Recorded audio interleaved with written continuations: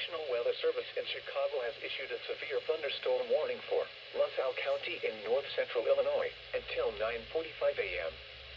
At 8:22 a.m., a line of severe thunderstorms was located from Ojo to Princeton to Lone Tree Corners, moving east at around 40 miles per hour.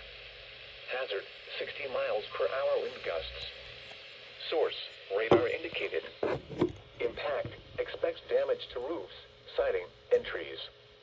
Locations impacted include Ottawa, Streator, Peru, LaSalle, Mendota, Marseilles, Sheridan, Lake Holiday, Oglesby, Seneca, Somonauk, Earlville, North Utica, Serena, Leland, Tonica, Grand Ridge, Natlade, Millington, Dayton, Boston, Ransom, Cedar Point, Kangley, and Troy Grove.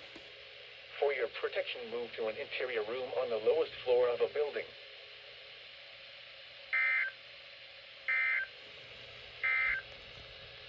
This is no weather radio.